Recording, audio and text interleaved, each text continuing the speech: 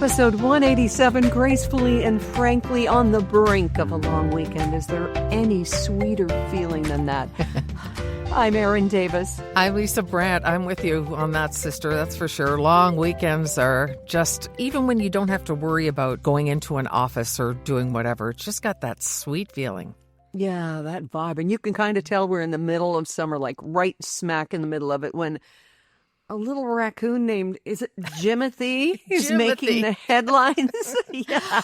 Oh, my goodness. This raccoon, he's got some sort of spinal issue. His spine is too short. He's like a little circle. He's in Seattle, and a woman spotted him and made a little video, and it immediately went viral. And she just named him Jimothy because she thought he looked like a Jimothy. And he's been mentioned in Congress. Seattle has had an art show based on art about Jimothy. Oh, wow. People are protecting him. People are worried that because he's just out in the open, I mean, he's a wild raccoon, that somebody might hurt him or something or take him. But people have been sworn to secrecy if they see him. And if you go on Google and put his name in Google, a little paw will come up on your screen. Click the paw and you'll see what happens. And he's just taken over the internet and everybody's hearts because it's amazing he survived. He must have had help from his little raccoon buddies because in the wild, when you're deformed like that, you don't normally make it. You're everybody's prey. Right. Okay, so we just Google Jimothy. Yes. And basically what you're telling me is he's been seen more often than Mitch McConnell. So, and in better shape, better health, yes. Yeah, no kidding. Yes, definitely has. A lot of Canadians travel to Seattle, not necessarily to see Jimothy, but more often to go to sporting events. I don't know. Can that be at the heart of this statistic that you found recently, Lisa? Erin, you are digging through the pile of manure looking for the pony. That's me. It is you. Return trips from Canada into the U.S. are up by about 10% this past May, and they're up again in June. And these are tracked all the time, but they're growing again. So it looks like people might be putting their elbows down because the numbers had been dropping for 15 straight months, and now they're rising again. And we're talking millions of people. So I don't know that baseball or Jimothy are enough to get people to make that many trips. And it's really disappointing, and I'm not sure who's doing it. I don't know either. And you know what? Initially, I thought, okay, World Cup. We've got to support Canada, or Stanley Cup. We've got to support Canadian teams. I'm at a loss. And I think it comes down to human nature and fatigue. Yeah. Remember how we were all in and banging the pots and pans for healthcare workers and stuff in the beginning of COVID. And then there was this tidal turn among some, not all of us.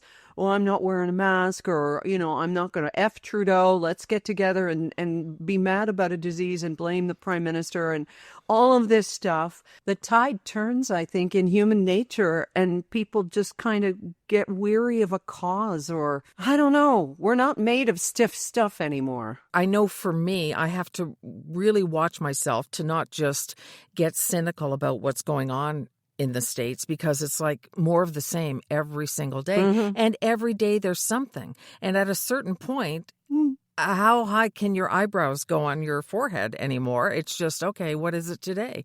But I do know a couple who went to the U.S. They did a driving trip in the U.S.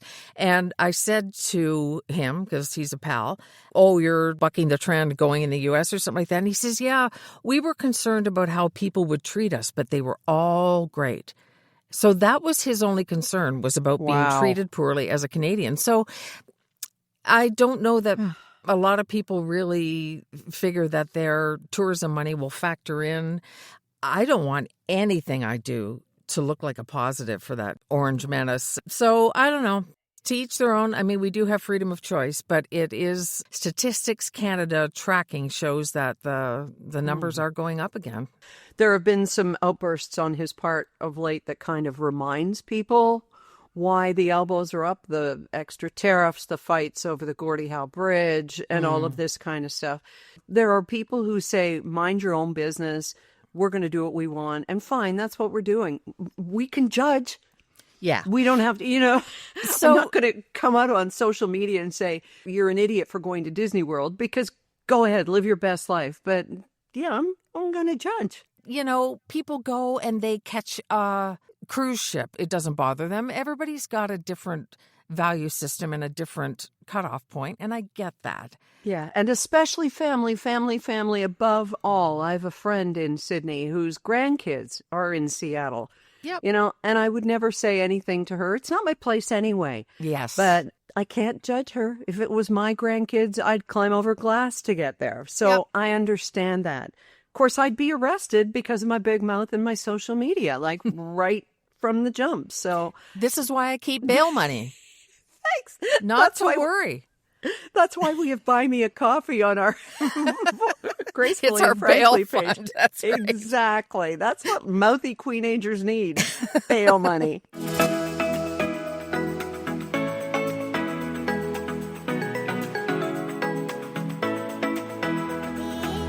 Oh, we're getting some great voicemails these days, and we are so grateful. You go to gracefullyandfrankly.com, not just to buy us a coffee. That's the little yellow icon on the left at the bottom, but on the right, it's a little microphone icon.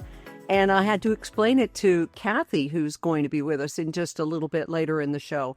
But Ginny, she got listening to what we were saying about Little House, and she has a good book recommendation. So listen to this. Hello, Erin and Lisa. I just started a book called Yesteryear about a modern day, quote, trad wife who is all about showing her followers her perfect farm and traditional life, and then somehow finds herself back in the 1800s actually having to live that life. Not an easy one. I heard Anne Hathaway bought the rights to it for a movie, so I thought if she wanted it, it must be a good book. And I'm really enjoying it. It kind of related to the Little House thing.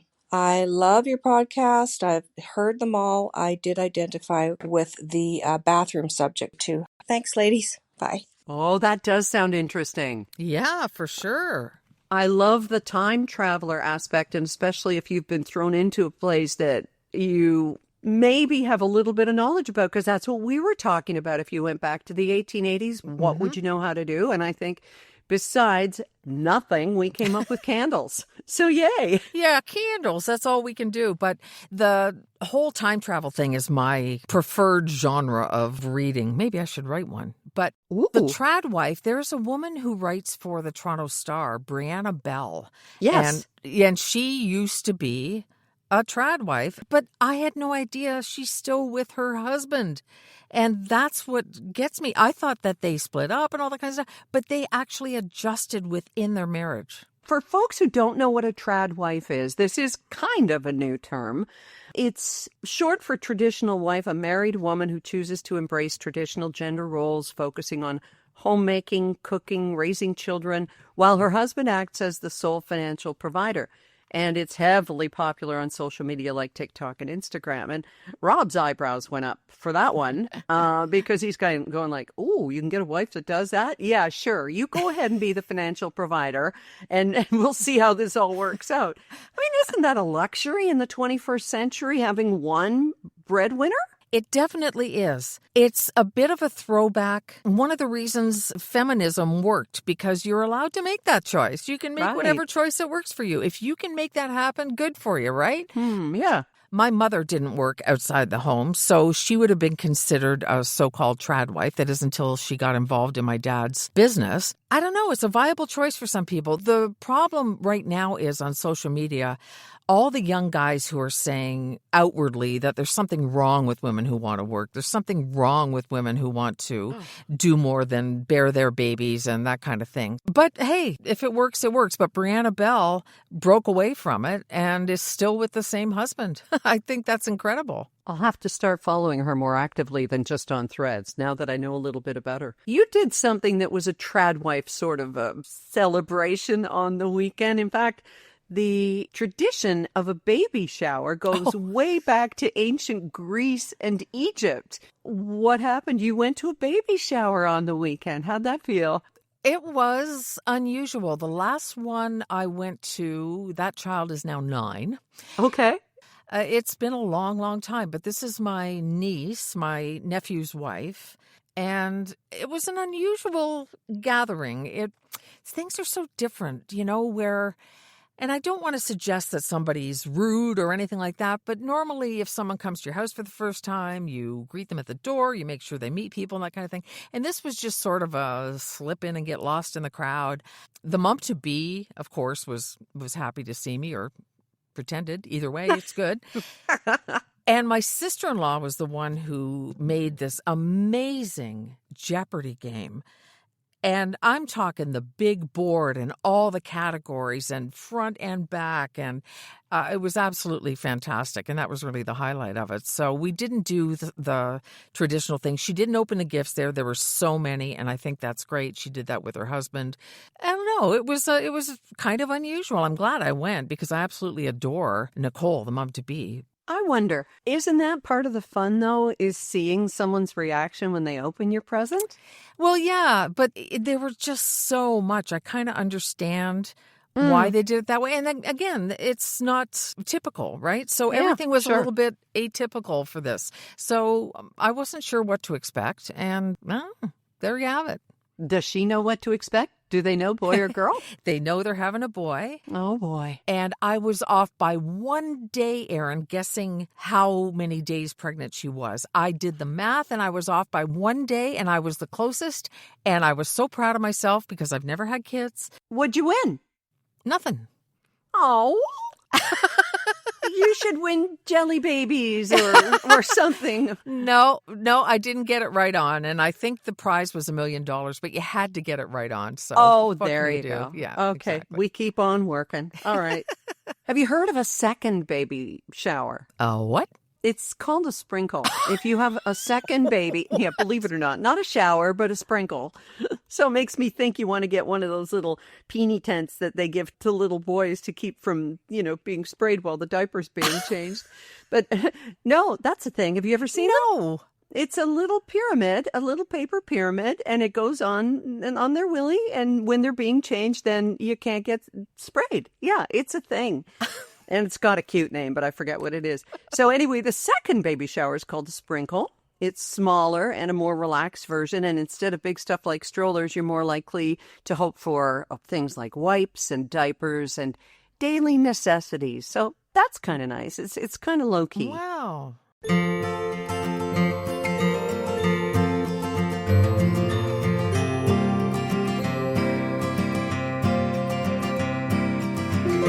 For some reason, the lines are so open both ways with you and us with Gracefully and Frankly. We've been getting the most amazing emails and voicemails, as we've already heard one of them.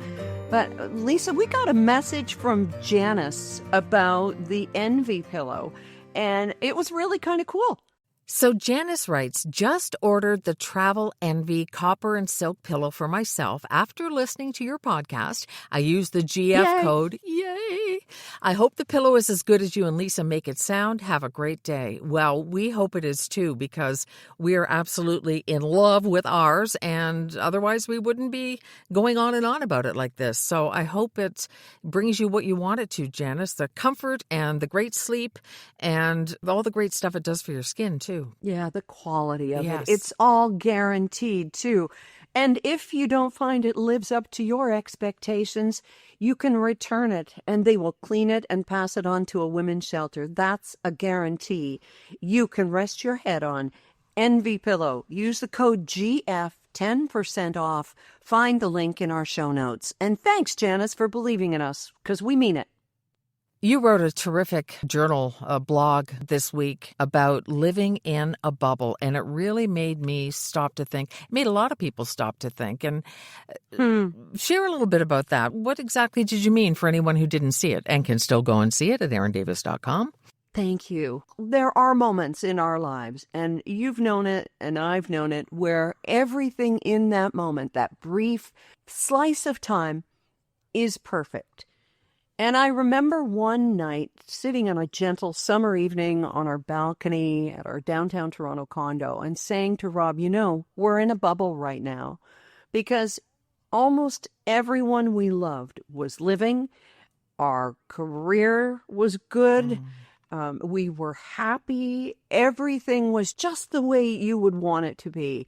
And truly, the most important thing to do is to recognize when you're in that bubble, because it's going to burst. Because the good things in our lives, as you know this as someone who practices Stoicism, the good things will pass, and so will the bad things, thank goodness.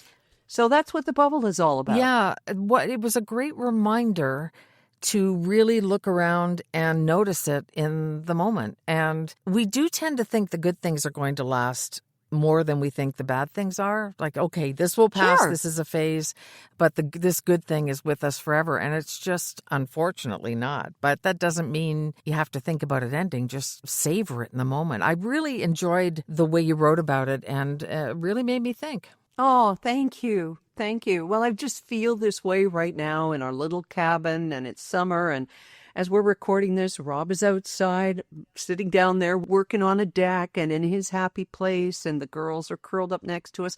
Life could be better. It can always be better. But oh boy, howdy, it can always be worse. And I think that that's the recognition is, okay, what do I have? And how good is this right now? Let's just sit in this. I don't know, it sounds so airy-fairy, but it's so important. I don't think it's airy-fairy. I think the overriding message I get is gratitude, just being grateful for what you have right now. And I don't think so many times if I get caught up in something and forget my stoicism and, because I'm extremely flawed, coming back to gratitude is always what centers me and reminds me of everything that's good in my life right now. And that's, in a way, what you're saying. And I think it's just really smart and really good for you, too, to look at it that way. Well, thank you. It also means that my antidepressants are balanced just right. I won't lie about that. But I'm also coming to enjoy forest walks and just taking it all in instead of being so much in my crazy busy mind. So whatever from that works for you, please take from it what you will. But just know that, as Carly Simon, who was diagnosed with Parkinson's this week, we heard, as Carly Simon sang in anticipation, these are the good old days. And they don't all have to have been 20 years ago. You can be making those memories now. Yes. And who knows what the next bubble will be, too. Hopefully there's another one just around the corner. Optimism, optimism. Well, that's the thing about bubbles. They never come alone, right? That's right. Like farts. Oh, sorry. Well, there you go. That's keeping it classy. Oh. There's our Lisa and Aaron. Yeah. There's our Gracefully and Frankly. That's right. You know what, though? We have such a wonderful call from a woman who was all over the news last week. And you may have heard about Maria Rosa, Canada's oldest citizen. Well, it turns out her daughter, Kathy, has been in touch several times over the years. So Kathy and I got to talking. I had a long chat with her and said, just leave us a voicemail. Tell us a little bit about your mom. And at 110, she's not quite with us. She's there, and she appreciated the crown and the party that was held at her retirement residence. But this woman, what she's been through, including COVID 3 times. So I asked Kathy 3 times, not just the COVID experience. She had COVID 3 times, Lisa. Wow. So I asked Kathy, I said, tell us a bit about your mom and what made her who she is. People mostly ask me, how does she get to the ripe old age of 110? Well, you needed to be born in 1915. Everything was organic back then. Nothing was processed. Vitamin D was readily available just from being outside, along with all the healthy fruits and vitamins from their gardens. She lived through the Spanish flu, World War I, the Great Depression, World War II, SARS, and COVID. Her resilience, faith, family, and friends, and mostly love, have given her the life that she has so far, and who knows how long into the future. Wow. Yeah. Kind of a simpler time, less progress in a way. Yep.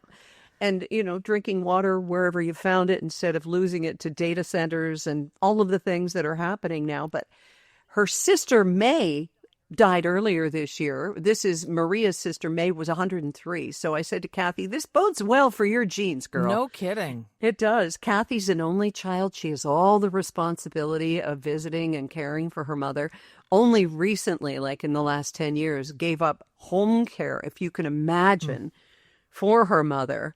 And of course, the financial drain is unbelievable. $7,000 a month. Who's got money like that, right? Yeah. Anyway, Kathy, our hats are off to you. And we just think you're amazing for doing such a great job of getting your mom to 110 and 111 in September. Holy Hannah.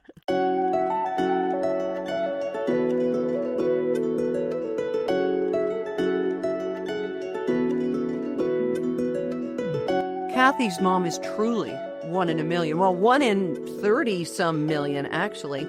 But if you suffer from osteoarthritis, you're one of 500 million people on our planet who do. Never mind the old song about giving the world a Coke. What if every single person who suffers could find some relief to their joint pain with natural capsules, minerals, not chemicals, that work effectively and gently to ease your pain? Talking about Sierra Sil. Start bending better. And remember, if you don't notice a difference within just 14 days from this Canadian natural product, you're going to get your money back. Go to sierrasil.com, Sierra like the mountains, SIL.com, and you use the code GF for 14% off. If you're unsure about the spelling of the website, that's in the show notes, wherever you're listening right now. Just look, read, it's right there.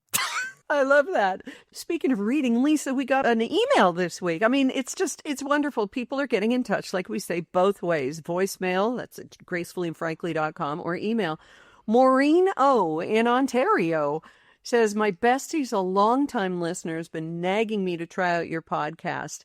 Marg from Stratford. Thanks for doing that, Marg. Thanks for getting Maureen listening. And she listens now as she walks along the Avon River in Stratford. And she's all caught up. So about your kiwi, Lisa. Yes. She said, I worked with a guy who ate a kiwi every day at lunch, and it grossed me out. And I've been turned off them ever since. Said the kiwi hack didn't work for her, unfortunately.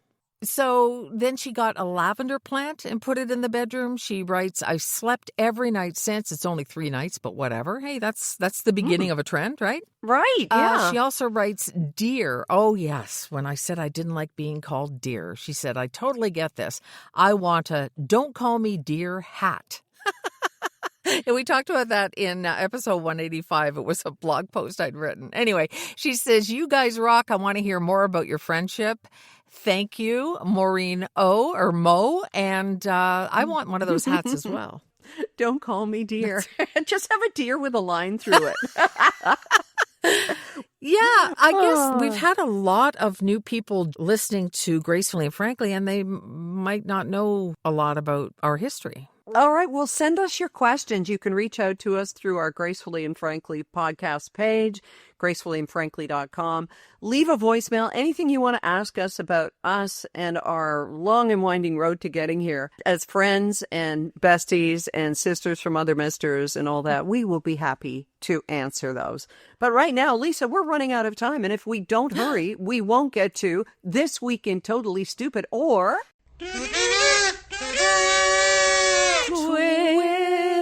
Twits. Oh, we've been hearing about cyclospora more than we ever wanted to. I know. I sent a picture of me plucking a beautiful plump blackberry off of a bush, and you went, yay, cyclospora. And I was like, girl, really?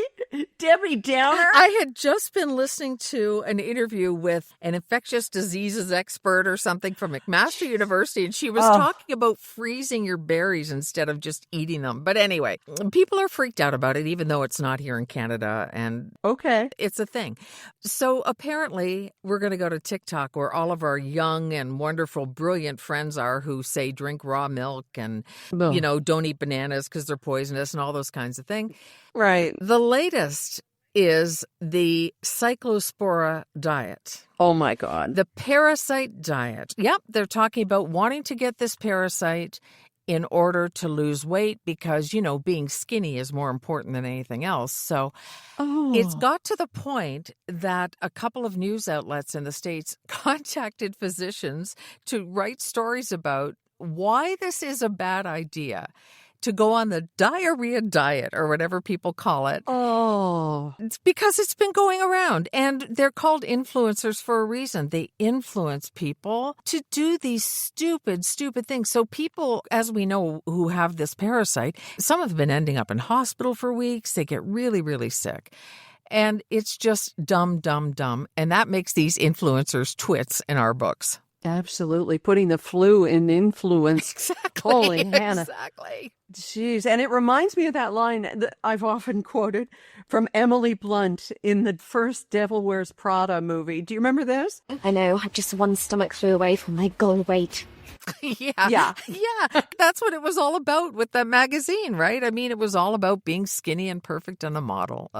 Yeah, one stomach flew away from my goal weight. Oh, to hell with that. We've got a long weekend ahead, and I know that with August on our doorstep, we're going to be all eating our body weight in fresh Canadian corn. We've had it here for a couple weeks now. Very exciting, yes. And so we've been eating it like crazy, yeah. And how is it this year in Ontario? Fantastic, sweet, tender, wonderful. Good. BC corn's pretty dang good, too. So we could have a corn off. If that's the best kind of a civil war, isn't it? Who's got the best corn? Absolutely. Every time I bring it home for the first time, I say to Derek, do I make you corny, baby?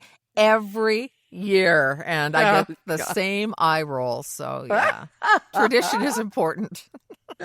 All right. Well, living our best lives heading into August. This month ahead, I'm going to put my bathing suit on and jump into the swimming hole at Magic Lake. I promise I'm going to do that. Wonderful. Yes. Or in the fishies. What are you going to do? We are in another vintage show. We're vendors at... you're vendors. You're not in a pageant. It's not like you and Derek in bathing suits walking along being judged as vintage. Okay, thanks. Bathing costumes. Thank you very much. Swimming costumes. Yes. But mine has a tear in the knee. Anyway, sorry, that's a Joan Rivers joke. I must give credit. It's called the Old Maid Sunday Market, and it's at Union, Ontario, which is just north of Port Stanley. If you know the area, Sunset Drive, it's just between Port Stanley and Shaw's Dairy. And so we're going to be there Sunday from 10 till 4, along with tons of other vendors. It's a really nice atmosphere and a fun show.